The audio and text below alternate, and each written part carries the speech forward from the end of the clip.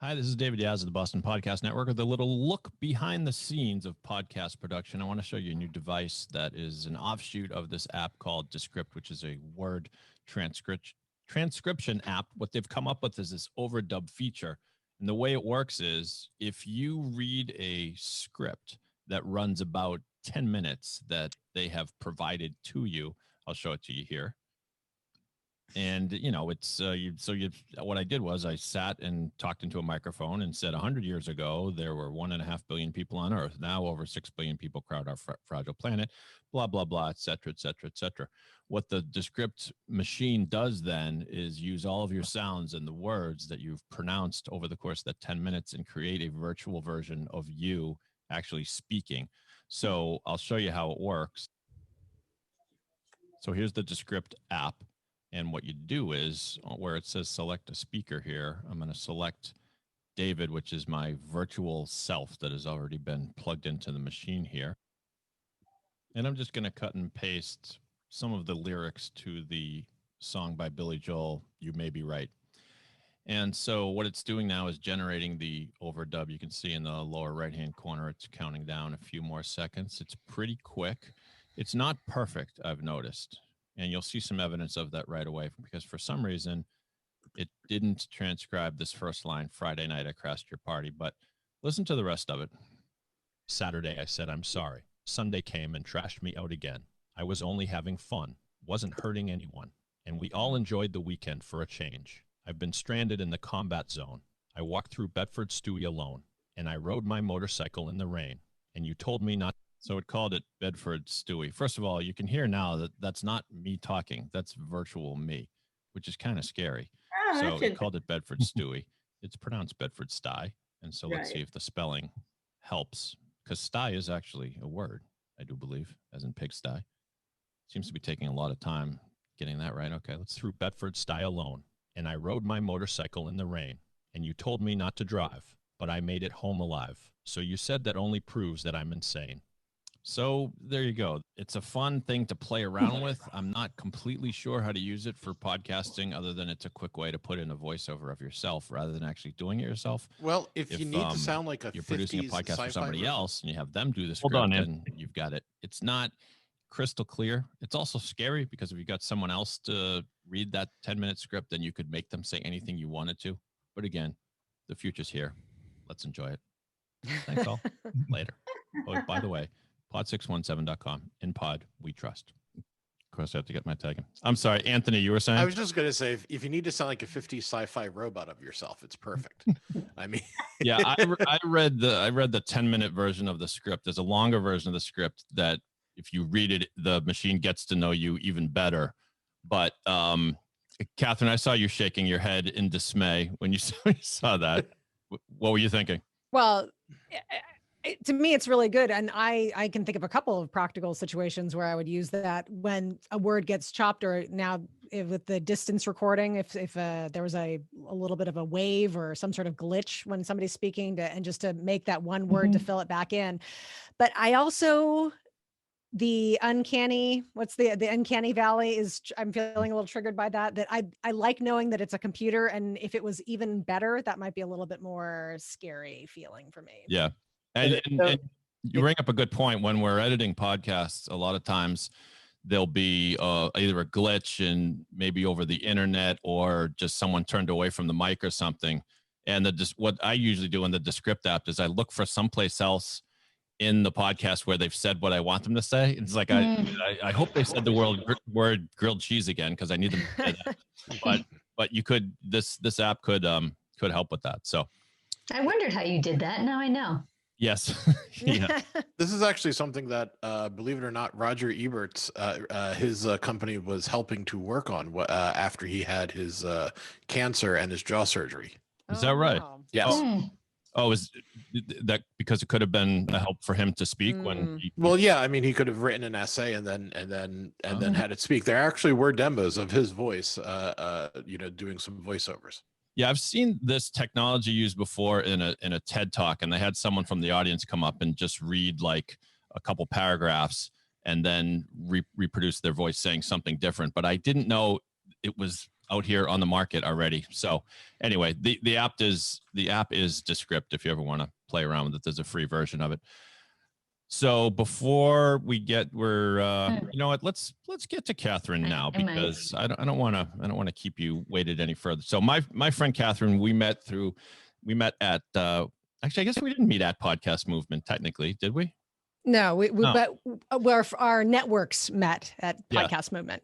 So you've got two members of the podcast Super Friends here between me and Catherine. What happened is, through conferences and other things, 5 of us got sort of linked up together. If you're on the first iteration of this very meeting here, you heard John Gay speak, John from Detroit, and he's one of the other members. It's cool because there are very few people, companies that specialize just in podcast production. There are a lot of marketing companies that will do it, but so we're like lonely in our cities. So Catherine is sort of the New Orleans version of me, and John is the Detroit version of me. And anyway, she's terrific. I've really enjoyed getting to know her over the past couple of years and comparing notes with her. She's the owner of Branch Out Programs. Her Baton Rouge-based company offers end-to-end podcast production, creating seasonal, limited series, and internal podcasts for businesses. And she's the host of the Red Stick Strong podcast.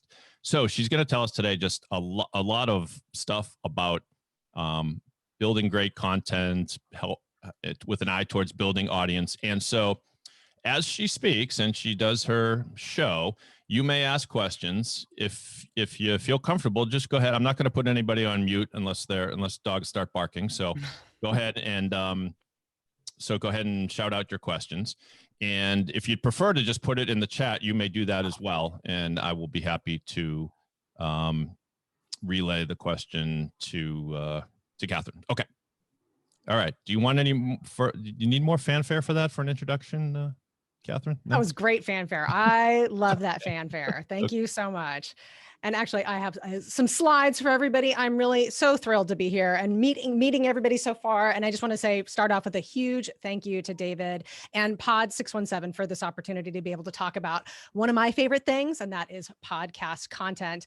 I love podcasts. I love talking to podcasters. And now I know that some of you are in different spots. You already either have your podcast, or you're maybe thinking about a podcast, or maybe you're already started and you're maybe hitting some roadblocks. And I think that we're going to have a great conversation that goes through all of those things. Now, a lot of you, if you've already launched your podcast, you know that once you get into looking behind the podcast listeners, so not the people who listen to podcasts, but once you start looking at the podcast production side of things, you start following people who make podcasts or who are hosts of podcasts, you start to notice that there is a tremendous amount of information out there about the technical side of podcasting. So you are going to find debate after debate after debate about what microphone to use. You're going to find out a lot of information about where to host your podcast or how to put together your episode. And I really took note of that, obviously, because those things are definitely important. But I noticed that there's sort of a gap in the podcast production side of things, and that is talking about the content. Because I really started to find that as I was making podcast episodes, not only for myself, but for clients, is that it's the content that is going to be driving things forward. It's the content that is going to attract the people that are going to listen to your show and become raving fans or your core audience. And it's the content that are going to get people to maybe make that next step, whatever that might be, whether it's to click that button or follow you on social media or buy from you or sign up for your newsletter or whatever it is. It's really the content that is going to make those things happen. And that is kind of where my interest goes. So that is what I'm going to be talking about here. And to start things off, and this might give you a little bit of a insight into what kind of person I am. I wanted to start by taking the highest level, the 30,000 foot view, if you will. And that is talking about content as a mindset. Now, when you launch a podcast, the very first thing I think you should really consider is that when you have a podcast, you're putting on a show. This is best articulated by Tom Webster from Edison Research. And he really brings it to people. There's so many people who aren't even familiar with what a podcast is. We've got people who have shows on YouTube exclusively, and they say that's a podcast. We have things that are just audio only, and people say that's a podcast. So just to get your mind thinking about the fact that when you're putting on a podcast, you are putting on a show. That's going to be like probably the first thing that is going to inform some of your content. When I say show, I don't necessarily mean funny or entertaining or wacky or like radio. I don't mean any of those things. But I do mean that maybe you have to think about your podcast in a certain level of energy that you're bringing, or creating engagement, or, and this is a big one, is to maintain a certain kind of momentum that is going to be pushing your content and what you're doing forward. So just to start your mindset off right, I say, think of your podcast first and foremost as a show. Next, I also want people to think of their podcast as an opportunity to build a catalog of your content. That's not the sexiest phrase that I could do. And if you want to help me workshop that phrase, I would be happy, because to make it a little bit more snappy. But I do think this is important, is that when you are creating something new, is that you might not get sort of the traction or the response or all the downloads that you're wanting right off the bat. But you have to, if you think of it something as a catalog of your content, that helps bring immediately that long-term vision, that you're not just in this for a quick hit or just to do a couple of episodes, that you're thinking about it in the long term. It's just like any other asset. You're going to be cataloging your ideas, your interview, your personality, your brand. All of those things go into that idea of building a catalog of your content.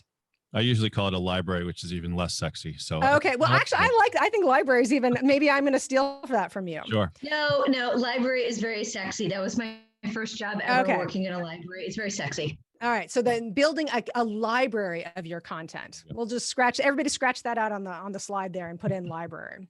But the concept, I think, stands. And then the third sort of content mindset that I'd love for you to embrace is that you are building relationships. I tell all of my prospective clients that there is, in my opinion, no better medium for getting to know, like, and trust somebody than through a podcast. Podcasts are a special medium. People are opting in and allowing you to speak directly into their ears, directly into their minds. That's a big deal. And that you have gotten them to do something with their body, to opt in to whatever you're talking about. That's a huge thing. And it's not to be overlooked. You're also people have that parasocial relationship. They feel like they get to know you as the host of a podcast. Even if you're interviewing other people, the listeners, the audience is getting a feel for you, and they get a sense of your take and your approach and the things that get you going. So always know that you're building a relationship when you're having a podcast. Catherine, let me stop you for 1 second. Yeah. It occurs to me, that's one of my favorite topics. I think you've said it very well in building relationships, which would include when you invite guests on the show. Yeah. And there are a couple people on the line here who have endeavored to just get terrific guests. And I'll just pick on one person, Tim.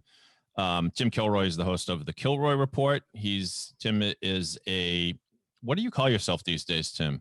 Agency guru, perhaps? I'm an agency coach. Agency coach. Okay. And how do you go about selecting your guests? Because to me, you've had entrepreneurs, you've had impressive people. Tell us just a little bit about that. It is not terribly systematic. It's just people that I think are interesting, with the exception of having you on the show, David. Well, it was a slow week. But really it is, I'm not being terribly thoughtful about this. This is really an interest-driven thing. So if there is somebody that I can find that I think can have value to my clients, or to my audience, or that I just think is cool, those are the people that I want to talk to, because the conversation inevitably turns into something that's actionable and useful and interesting. It isn't.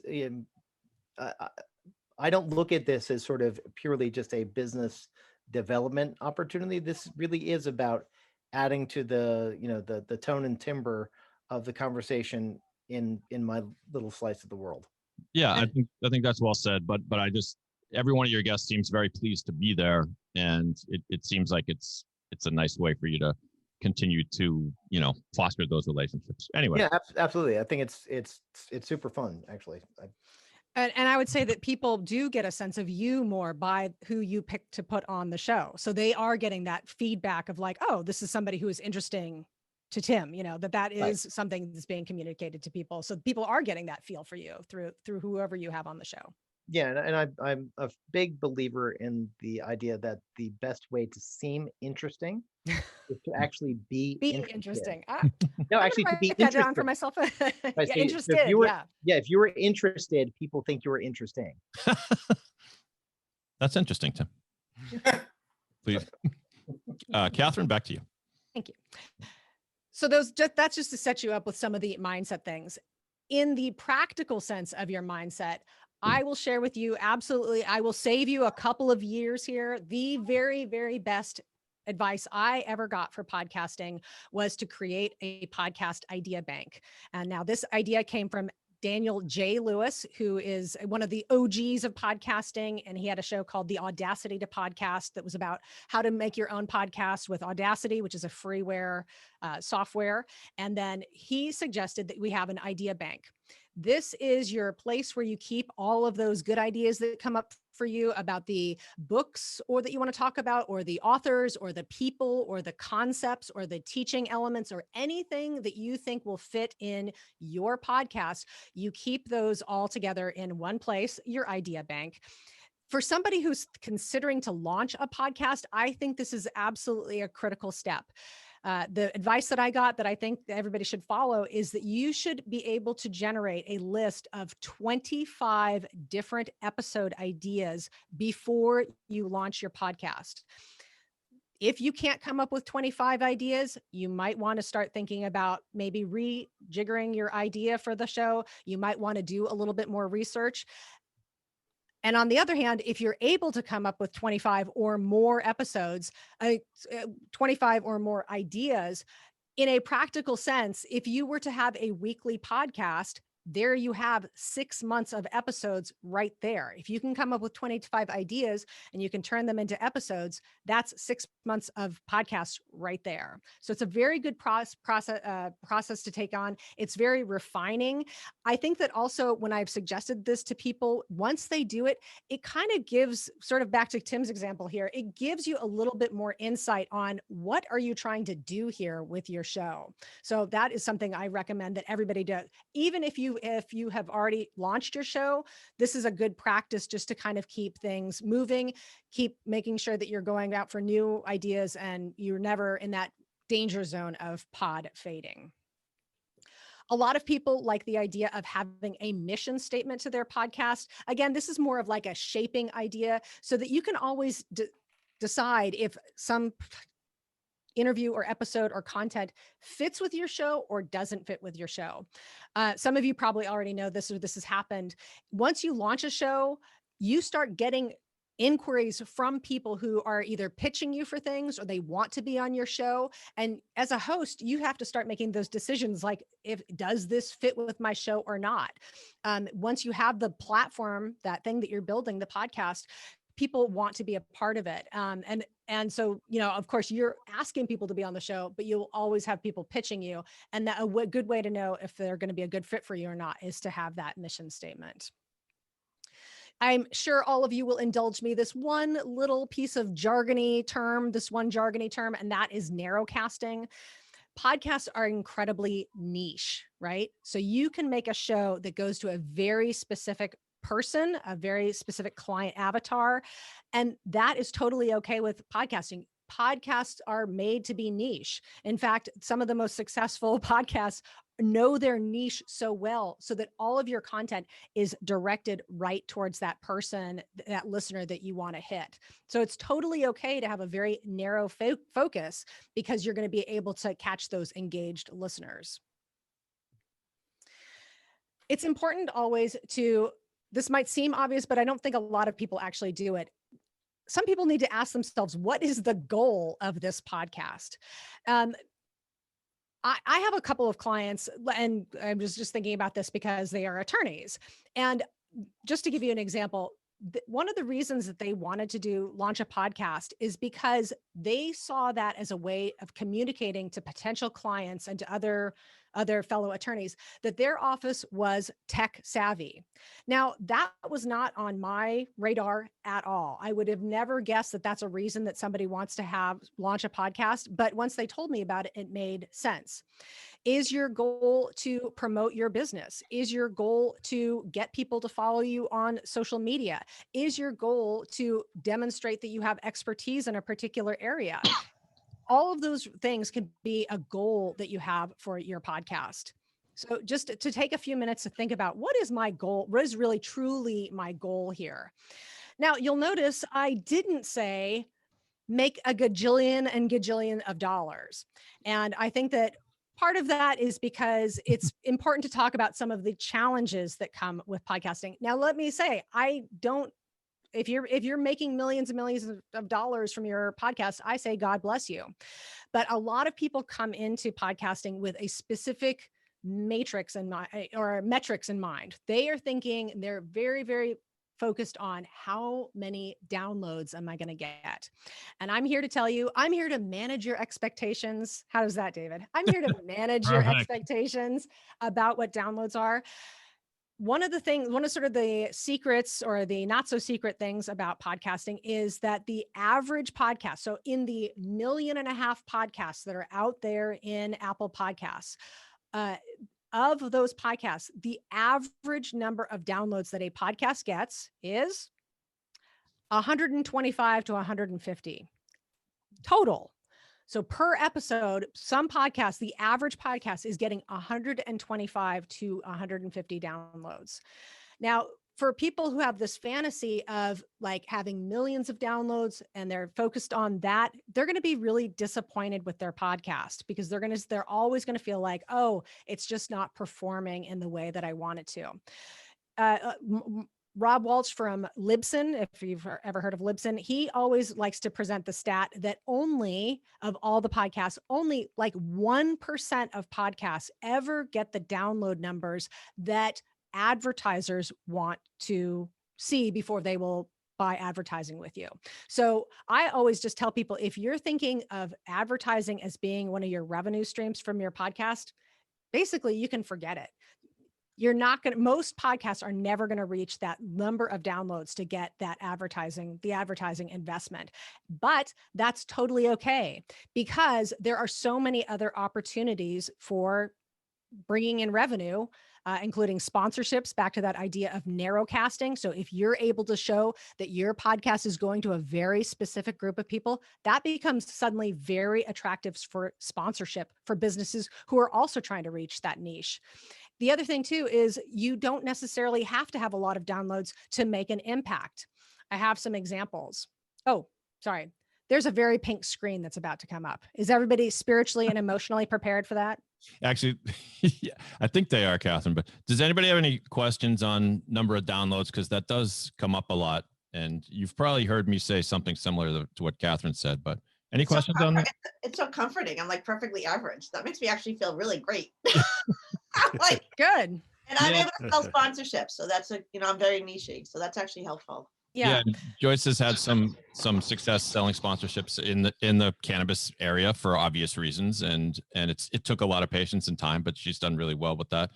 And the other thing to remember is if you get 125 episodes, you're already in the top 50%. And if you actually have a regular schedule and produce your podcasts, say weekly or biweekly, whatever it is, you're in something like the top 25 to, or maybe even higher percent. Yeah. In other words, the vast majority of podcasts out there, they fade after as little as something like 10 episodes. Yeah, it's yeah, 7. And so yeah, back to that the idea of the episode idea bank. Now, and by the way, I mean, one of the things I do for clients is I make seasonal podcasts. So we're not doing weekly podcast episodes. We're not doing 52 podcast episodes a year. That's totally fine. We are still building something that is reflective of their brand or is achieving the goals that they want with that limited number of episodes. All of those things are to avoid the pod fade, which is where you're not going to run into technical problems. You first of all, you guys all know David, that you're already streets ahead of so many people because he has the technical know-how. It's the content. And if you run out of content, you run out of ideas, you run out of momentum. That's the part where you're going to get into some trouble. Does that make sense? Yep, you're good. Yeah, very good.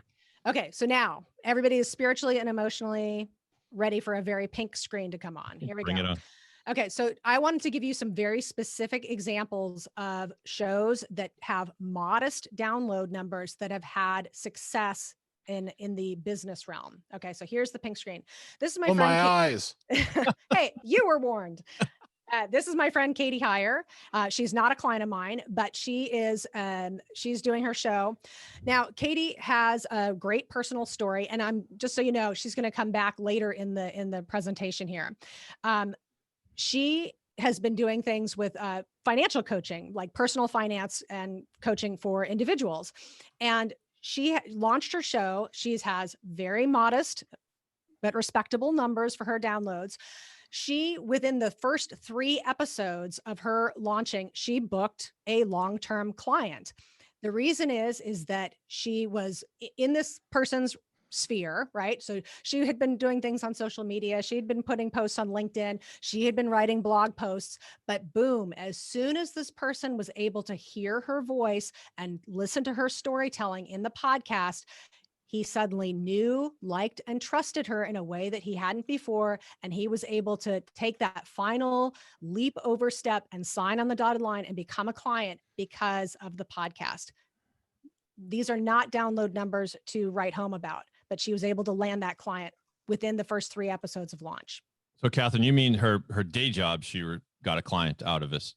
Did you, is that right? Yeah. So she does financial coaching. So that's one of the things she does. So yeah, she's doing that professionally, and she was able to get a client, one of, like right off the bat. Yeah. Great. This is Astrid. I love Astrid. Please tell me, everybody looking at Astrid, can you just get a feel for what Astrid is like? Yeah, I think so. Yeah. She's an affluent, Southern, South Louisiana lady. Her topic is, if you can guess this, solo travel. Her podcast is above average, but not by any sort of leaps or bounds. She has a long-term ongoing podcast. The reason I bring her up is that one of her pre-COVID, I'll say that, is pre-COVID, one of the things that she was doing with her business was creating tours directed towards affluent people. She was advertising these group trips for solo travelers. It's a little inconsistent, but you get the idea. So people who didn't want to go totally alone, but were normally on their own for solo travel. These were, in my opinion, what I would call a high ticket sale item. So each tour was, let's say, $5,000 to $6,000 each. Through her podcast alone that had just above average download numbers, she was able to, half of the people she booked for this one particular tour at $5,000 to $6,000 per person, they all came from the podcast. Why? Because she's able to speak directly to a very niche audience of women, affluent, solo travel, but don't necessarily want to go all by themselves. So those are 2 solid examples of people with modest download numbers who are able to make things happen because they had all those other content pieces together. What do you think of that, David?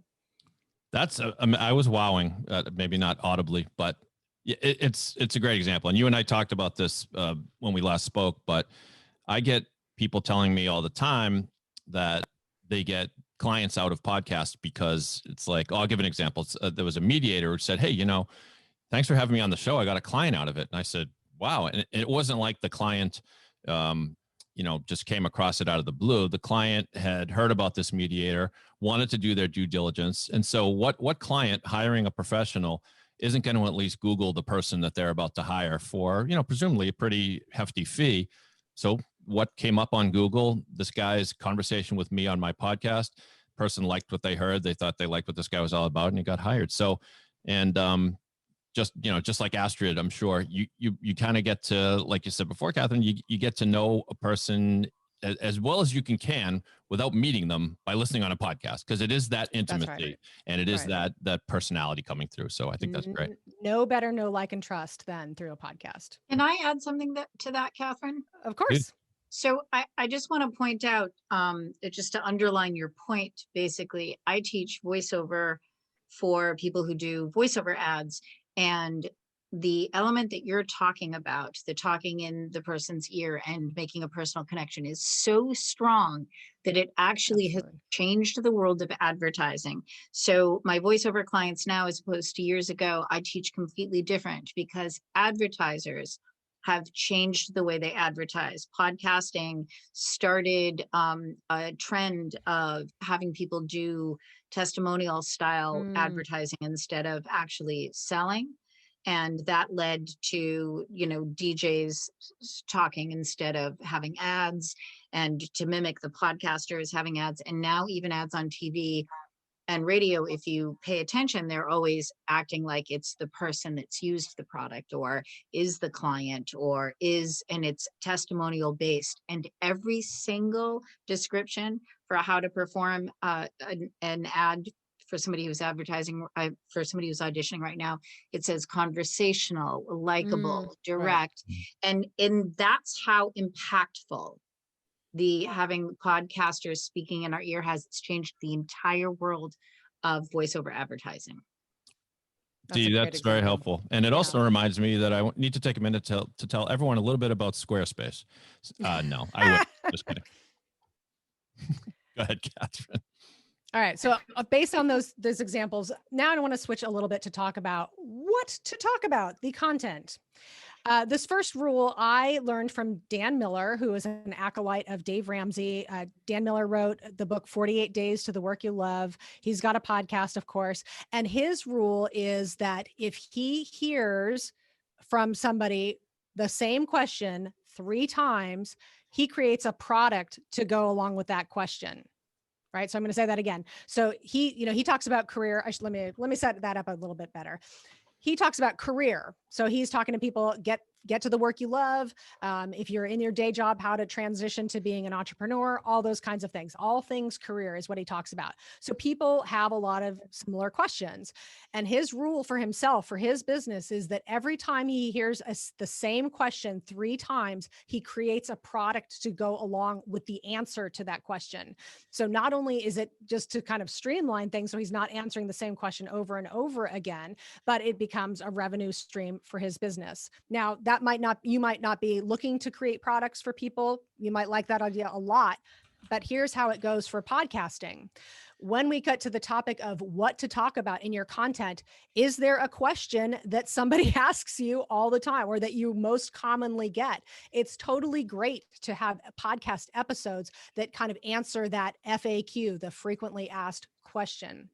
To give you an example, these are not clients of mine. These are 2 realtors in the Baton Rouge area. They are both top producers in our community. Katie Caldwell and then Alyssa Jenkins. Alyssa Jenkins, a couple of years in a row, has been the #1 realtor in our community.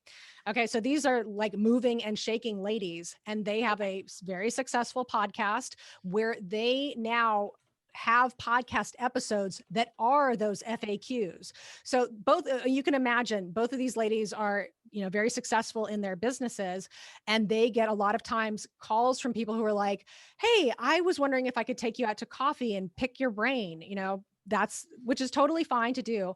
But now the ladies sort of create a little bit of a speed bump, and they said, "Have you listened to our podcast? We have a bunch of episodes that answer my most common questions, like how to get started, what I wish I knew before I got into the business," those kinds of things.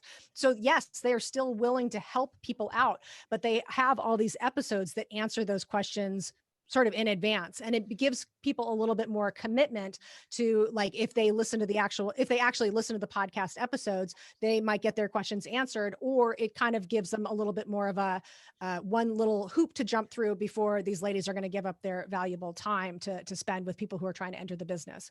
So I always try and direct people to say, look at the FAQs, the things that people are asking you all the time. Those can easily become podcast episodes. Catherine, with that in mind, do you consider that when you give an episode title? In other words, the question that everyone's asking could be the title of that episode, right? People more likely to click. Are you reading my mind? Have you been reading my slides? Because that's coming up right here. Okay. I also try and coach people with the idea of mind reading for their clients, right? So this is what David is talking about here. And just to give you, I'll just dive into the example. This is a client of mine. This is Smidgen. Ann Milnick here pictured. She owns a company called Red Stick Spice Company. It is one of our premier specialty grocery stores in Baton Rouge. She has cooking classes. She does farm tours. She wants to be the solution for home cooks in our area. I don't know if you know this, in the South, food is extremely important. So she is really speaking to our community and everything she does.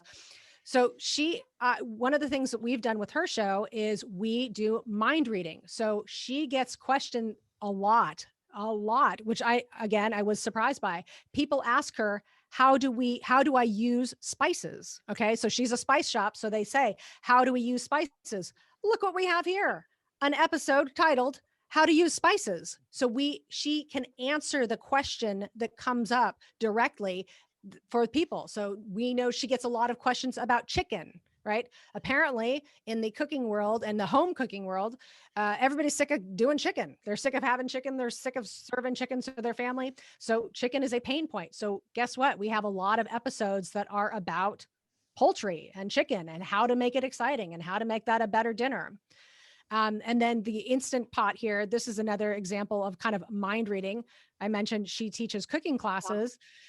She had an Instant Pot class. The Instant Pot class sold out in 2 minutes. Now we have an Instant Pot episode that is by far the top downloaded episode for Smidgen, the podcast of Red Stick Spice Company.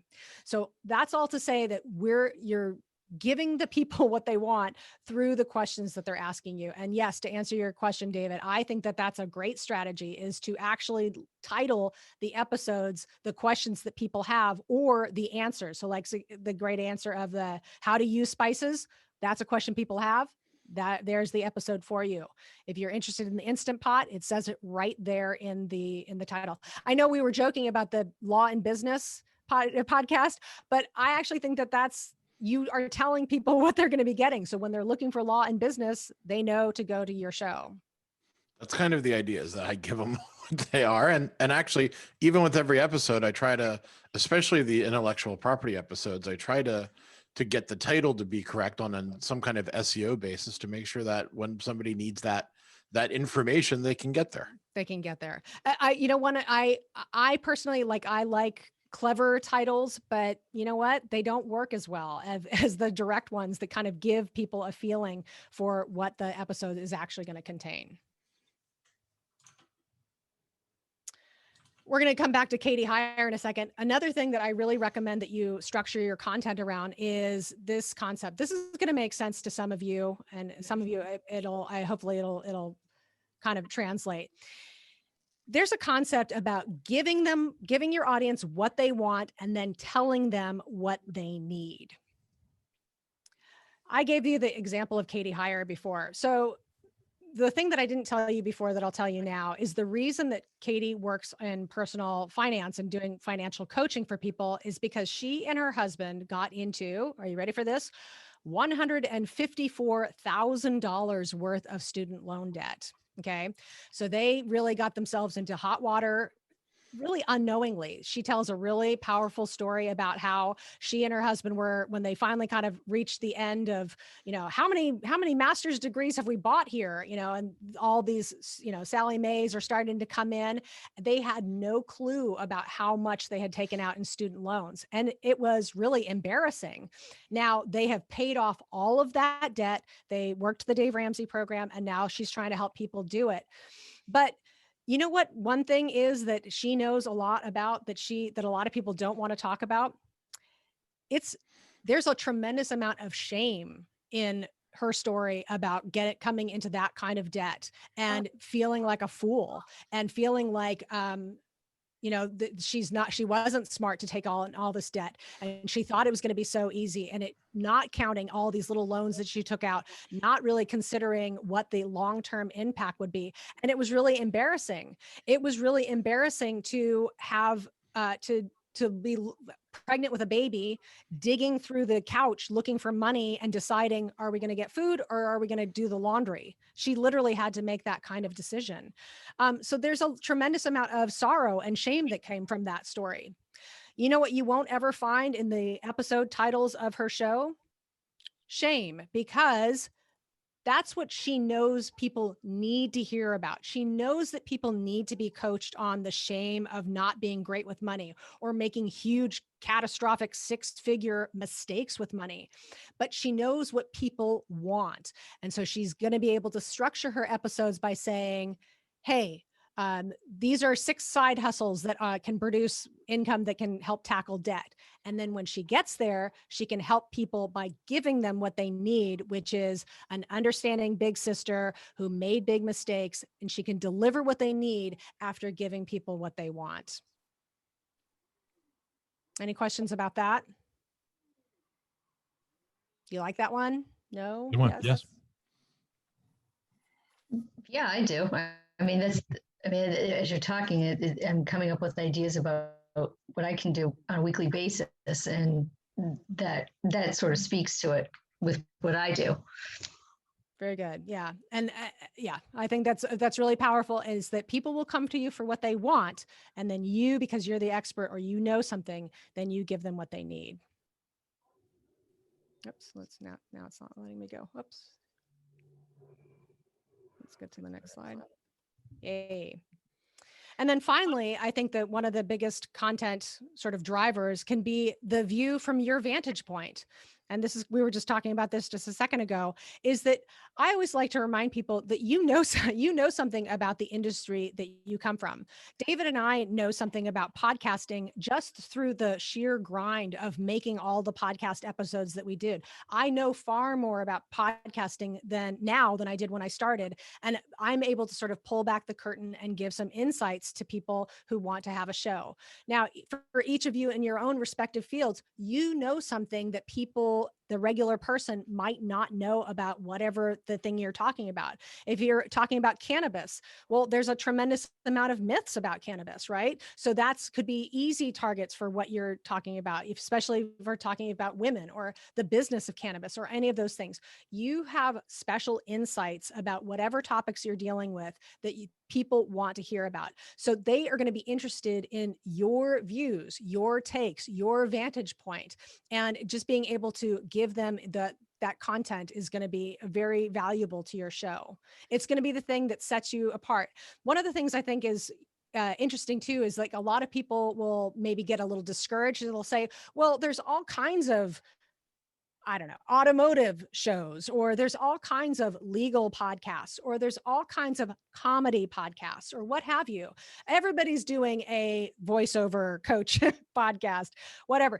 But that kind of doesn't matter, because your take and your experiences are all going to be unique. You can bring all of those things, your perspective, to each of those episodes. So it doesn't matter what other people are doing or how many podcasts there already are on that topic. You are going to offer something unique to your listeners. Hey, Catherine. Yes.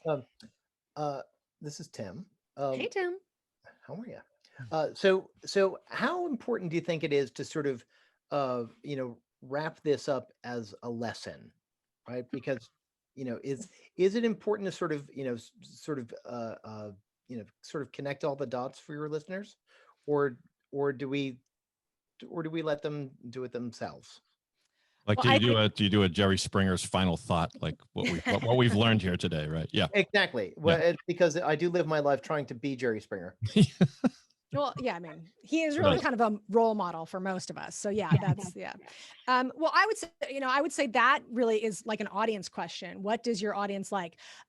If you think that people would like a sort of a, here's the big takeaways, or here are the summary points, then I think that you can give that to them. If you know some of your listeners, and you can, I think, certainly ask them, do you like it when we have the takeaways or the summary points? Do you like, is that something you want to hear every episode? I think your listeners will tell you, and they'll confirm it for you. Scott Adams, who is the creator of Dilbert, he famously said, like, he said, I didn't know what my what my comic was until my audience told me what it was. So that, to your example, I would say you need to kind of do a little survey, or if you're engaged with people on social media, kind of get a feel for them. Then, the other thing you can do is just sort of beta test it, do a couple where you do it, maybe not do it, and see if you get any response like, hey, what happened to the summary? Or, another idea is that you could take those summarizing points or those big takeaways, you could actually offer that as, maybe that would be like a different piece of content that you offer in a different format, whether it be on social media or LinkedIn or wherever else you are communicating with people. Got it. How does that sound? Can I add to that from a communications point of view? Realize that a lot of times they're listening to your podcast when they're driving. And so takeaways are great when you don't have something to write down on, to have somebody solidify it for you. And also our brain remembers more if we can solidify in a sentence what the takeaway is.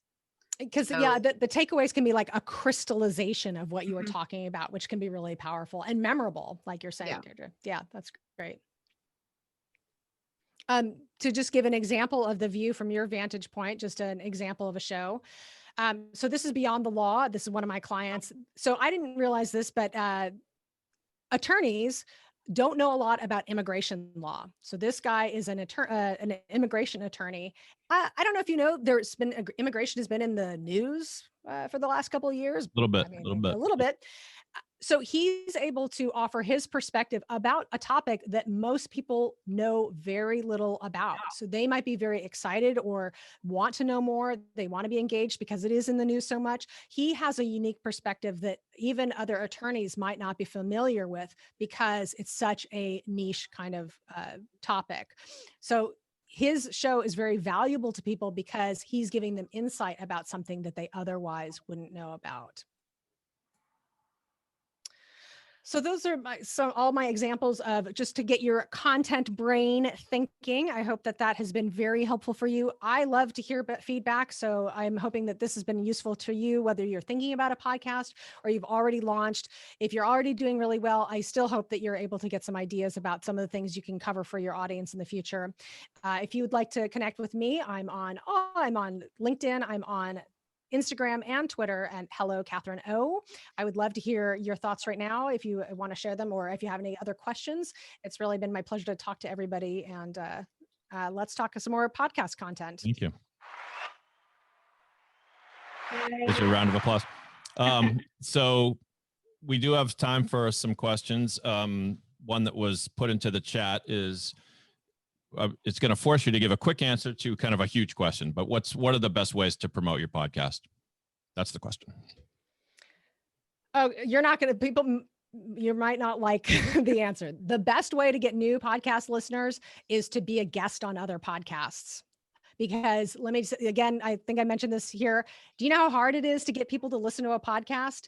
So if you're already tapping into people who are listeners, who are listening to podcasts, who are in the same sphere of what you're talking about, that is the best way to get new audience for your podcast. There are plenty, and David, I know can tell you about them. There's plenty of people, there's services where you can get listed to be a guest on podcast. You remember who we were talking about, you getting pitches, you can be the pitcher, you can pitch to people to be on their podcast as a guest. But I actually think that is the strongest way to promote your podcast and to get new listeners. Catherine, is it like a ratio? Like like a certain number? I don't know, like, because I am a guest sometimes and we do promote it, but like, is there like a recommended number if you're going to try to get attention? Is there anything like that? Or is it too many? Like, is it like a possibility of doing too many guest pods? I don't, my gut is that no, it wouldn't be too many. I mean, who could get sick of you? I mean, you're going to be able to go to a new audience every single time. So I think that that's great. People, besides, podcast hosts are looking for guests, so that you are providing a service to people to do that. I just think that your time, that would be the real consideration, is to really make sure that you're getting like the best bang for your buck. I don't tell people to only go to bigger podcasts. Sometimes the most engaged audiences are on some of those smaller podcasts. So I would kind of gauge it by that. Like, do they seem to have a lot of an engaged listening base that you could really connect with? Of course, part and parcel of what you're saying is also invite people to be guests on your show if they have podcasts, not just because they have podcasts, but it helps because a lot of times they will return the favor. And also you're kind of borrowing their audience for one of your episodes. And Catherine's right. It's hard to get people to listen to a podcast. It's an investment, it is, and most podcast listeners, there's this figure like somewhere between 80 and 90% of listeners, once they click, will listen to all or most of the whole episode. So that's awesome once you get them, but you got to get them. And so if you have a guest and someone has a podcast audience of their own, you might just borrow theirs and they may come back for your show, even though they came for the guest. I think that's the most powerful part of the podcast. Okay, so, and this could be a whole roundtable unto itself, and I'm sure David's going to write this down as soon as we're done, is the podcast listener is a sought after marketing target, not to reduce them just to a marketing target, but that the reason that advertisers are even looking at podcasts is because the podcast listener is so engaged. The act of opting in to listen is such a big deal. So like David said, once they have made that hurdle of finding the podcast, clicking play or clicking download, and then listening, they have put themselves so deep into your realm that's why they are just a very valuable, avatar, potential customer. That's why all of those things make it more of an engaged audience. Well, also, I have a question. No, go ahead. Sorry, I was just going to say, consider having your friends promote more than you do, because the second you say, listen to my podcast, somebody's like, that's going to be a horrible podcast.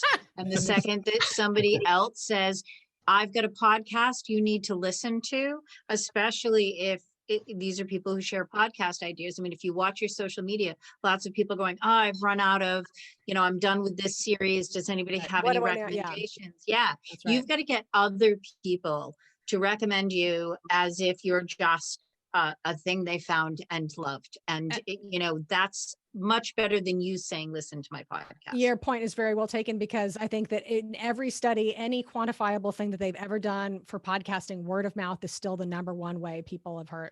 Yeah, for a cutting edge medium, it's an old fashioned medium in terms of networking and growing your show. Question from Evan Shine, host of the Shine On podcast. Go ahead, Appreciate it, Dave. Thanks, Catherine. This is great. Thank you. Just a question. So you mentioned in terms of guesting on other people's podcasts, is it expected that you then have, like, in terms of like etiquette, like, is it expected if you're a guest on someone else's podcast, you have to return the favor and you have to have someone back on your podcast? I would say no. I don't think that's the expectation. It is expected that you promote, though, that you would promote it to your people and to your network. But no, I don't think it's expected that you're going to be back on that you would have them on your show necessarily. And in fact, I've talked to people. I did a presentation for National Speakers Association, and some speakers had been approached with like that in mind, and they could tell they didn't like it and they thought it was smarmy, and they kind of rebelled against it. So yeah, okay. I don't think that's the standard. But from a promotion and social media, that stuff, one thing. But in terms of reciprocating, having someone on, okay. I don't think that's a thing. Got another question from the floor. The question is a good one and simple. What's the best length of time for a podcast? And in doing so, maybe you can soothe the fears of myself and my friend David Gallant, because he was a guest on my podcast, Past Tens, and it went more than 2 hours. And it was like The Godfather Part 2 in every way. No, so sorry. Kidding aside, Catherine, tell us about that. I am a student of the school of thought that the podcast should exactly be the length that it is compelling. Anything that doesn't fit with the compelling nature of your episode, you cut that out. That's not there. Naval Ravikant has podcast episodes that are 2 minutes long. Joe Rogan has podcasts that are 3 and 4 hours long. You just have to make what your show is as compelling as possible and just stick to that. If it doesn't belong, it gets cut out and go for there. I think I And saw a ask stat. somebody else if they think it's compelling. Yeah. Don't you decide if you think it's compelling. Well, Ask and someone else. Yeah. and with Podcast Connects, which is the analytics from Apple, you can see when people drop off. So that is feedback for you that is valuable and you should not ignore. Yeah, I mean, the answer a lot of time is it depends. I mean, I think I saw a stat that the average business podcast is like 25 to 27 minutes, or maybe it's 23 to 25, whatever. But then we all know most long form podcasts are closer to 45 minutes. And I'll certainly listen for that amount of time. And if my commute's over, I'll maybe pick it up on the next commute if it's a good interview and I'm enjoying it. So you're right. Everybody's right. You're right. Don't get fascinated by the sound of your own voice like me and talk on. Yeah, I think about what people's car rides are, because that's when people are asked when they listen to podcasts the most, it's a car ride somewhere. So half hour to 45 minutes, 20 minutes to, I always think 20 is a good baseline to 45. Although you're right, Catherine, if it's something super specific, it might require a different time, but that's sort of the nature of people's attention spans right now is a journey. And I have to say too, it's not easy to interview. That is a skill. So when, for people to interview other people or to talk even as like a monologue, that's a skill. And so you want to, you really have to have those reps in before you can do a longer episode and really have it maintain that compelling nature throughout. So yeah, just be self-aware, get some feedback, and just, I think it'll work out as you and hire a coach.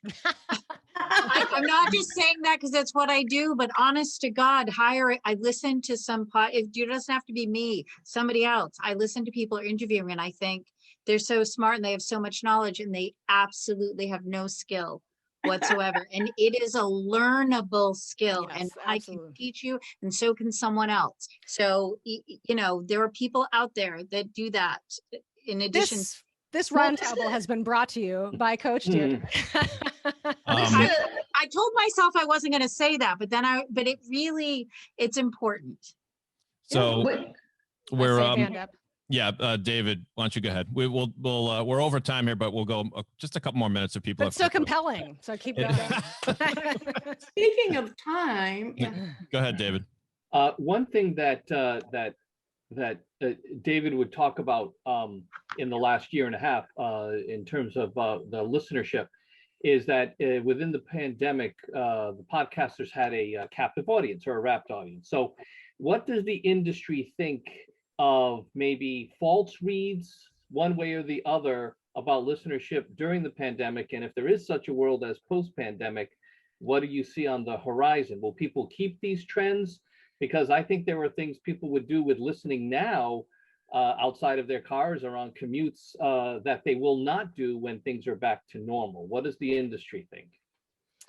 Well, I know that, and David probably told you about this, is that when first lockdowns were happening, is that we all thought, oh, we're going to be sitting pretty. Everybody's going to be sitting at home and listening to podcasts. But what in fact happened is listenership crashed. So this time last year, podcasters were like, oh dear God, what's happening with all my what's happening with all my listener? But we have seen it steadily go back. People have built in those new routines. Some of the conventional wisdom was that even though like at home is the number one place that people are listening to, all of us felt like the commute, like Deirdre mentioned, was where people, I think that's a commonplace. So if people weren't commuting, then we lost all those listenerships. But what we found is people have built new routines. So they have their work from home set up if they're doing that. They've reignited their podcast listening. So I think that most people feel like podcasting is still, it's not a hockey stick, but it is still increasing. And we're just continuing on that nice, steady increase. People are needing more people are hungry for more content. And so that is just continuing to have people go up and up. Again, not a hockey stick, but getting consistent growth. Yeah, I'm impressed with the hockey stick analogy since you're in Louisiana, but that's beside the point. Yeah, The other thing to keep in mind is that there's more than one. The pandemic affected our behavior in a lot of ways, but the podcast revolution has been on its way up for a while now, and so although some people might have altered their habits, that might change. There are some people that took the course of the pandemic to get hooked on podcasts. So most of them are going to stay hooked on podcasts because maybe they'd never even heard a podcast before. So it's because podcast is still relatively new over the course of history. We have to look at it that way, I think. Any other questions? Well, I will. I'm going to send just one, I promise, but follow-up email. And it'll have information about Catherine if you ever want to get in touch with her. She does do most of the stuff that I do, but there may be certainly many reasons why you might want to reach out to Catherine, and she's the best. So thank you so much, Catherine. Much better hair. Much better hair. So thank you all. Everything was great. Thanks, David, for including me. It was absolutely terrific. Thanks, Catherine. Thanks, everybody. Yeah, Thank you, Catherine. That was appreciate great. it. Thanks, everybody. Outro music means it's time to go. Thanks, everybody. Bye. Thank you.